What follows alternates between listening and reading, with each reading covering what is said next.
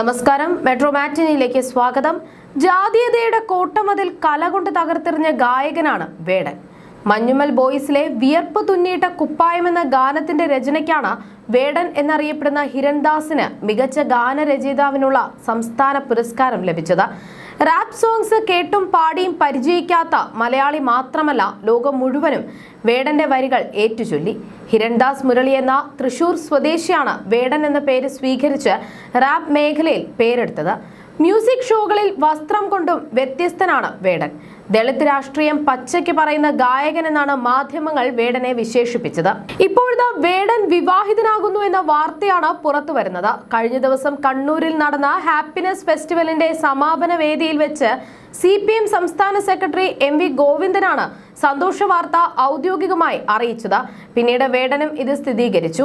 യുവ എഴുത്തുകാരി നവമി ലതയാണ് വധു. ആഘോഷമോ ആഡംബരവും ഇല്ലാതെ ഫെബ്രുവരി 24-ന് രജിസ്റ്റർ മാരേജ് ചെയ്യാനാണ് ഇരുവരുടെയും തീരുമാനം. ലളിതമായ ചടങ്ങുകളുടെ രജിസ്റ്റർ വിവാഹം ചെയ്യാനാണ് തീരുമാനമെന്ന് വേടൻ പറഞ്ഞു. മാഷ് പറഞ്ഞതുപോലെ 24-ാം തീയതി ഞാൻ രജിസ്റ്റർ മാരേജ് ചെയ്യാൻ പോവുകയാണ്. എന്റെ കല്യാണമാണ്. നിങ്ങളുടെ എല്ലാവരുടെയും അനുഗ്രഹം ഉണ്ടാകുമെന്ന് പ്രതീക്ഷിക്കുന്നു. നന്ദി. വേടന്റെ വാക്കുകൾ ഇങ്ങനെയായിരുന്നു. വേടന്റെ ഏറെ ശ്രദ്ധിക്കപ്പെട്ട മോണലോവ എന്ന ഗാനം നവമിയെ കുറിച്ചുള്ളതാണെന്ന് അദ്ദേഹം നേരത്തെ വെളിപ്പെടുത്തിയിരുന്നു. ഹാപ്പിനെസ് ഫെസ്റ്റിവലിൽ പരിപാടി അവതരിപ്പിക്കാൻ എത്തിയതായിരുന്നു വേടൻ. MV ഗോവിന്ദൻ വേടനെ പൊന്നാട അണിയിച്ച് ആദരിച്ചു. വേടനെ അഭിനന്ദിച്ച് സംസാരിക്കുന്നതിനിടെയാണ് അദ്ദേഹം വിവാഹകാര്യം പറഞ്ഞത്. പൊതുവേദികളിൽ വേടനൊപ്പം നവമി ലതയും എത്താറുണ്ടായിരുന്നു.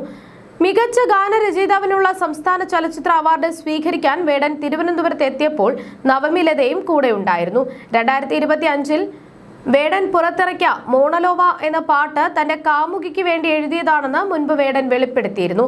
കാമുകിക്കുള്ള സമ്മാനമാണ് മോണലോവ എന്നാണ് വേടൻ പറഞ്ഞത്.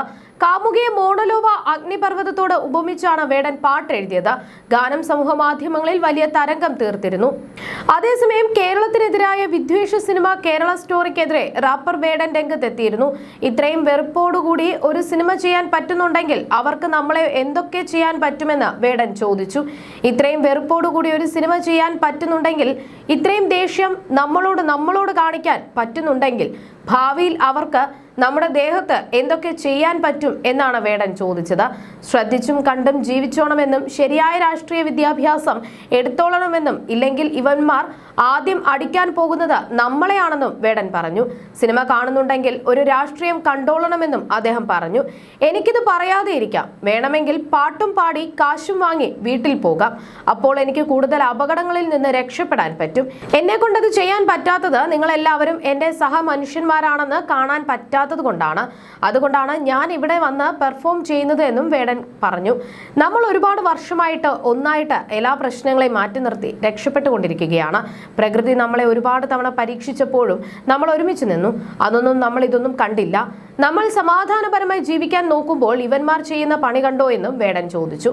കേരളത്തിലെ അറിയപ്പെടുന്ന റാപ്പറാണ് വേടൻ എന്ന ഹിരൺദാസ് മുരളി. 2020-ൽ പുറത്തിറക്കിയ വോയിസ് ഓഫ് ദ വോയിസ്ലെസ് എന്ന ആദ്യ സംഗീത വീഡിയോയിലൂടെയാണ് വേടൻ ശ്രദ്ധിക്കപ്പെടുന്നത്. ഭൂമി ഞാൻ വാഴുന്നിടം എന്ന രണ്ടാമത്തെ മ്യൂസിക് വീഡിയോയും ശ്രദ്ധേയമായിരുന്നു. ഏറ്റവും ഒടുവിൽ പുറത്തിറങ്ങിയ എണ്ണക്കറുപ്പി എന്ന ആൽബവും ഹിറ്റായിരുന്നു. മഞ്ഞുമൽ ബോയ്സ് എന്ന സിനിമയിലെ കുതന്ത്രം എന്ന ഗാനത്തിനാണ് മികച്ച ഗാനരചയിതാവിനുള്ള ആ സംസ്ഥാന ചലച്ചിത്ര അവാർഡ് വേടന് ലഭിച്ചത്. You're watching me on metromatney.com. metromatney.com. Subscribe for more videos. Subscribe here for more videos. Subscribe now. Thank you.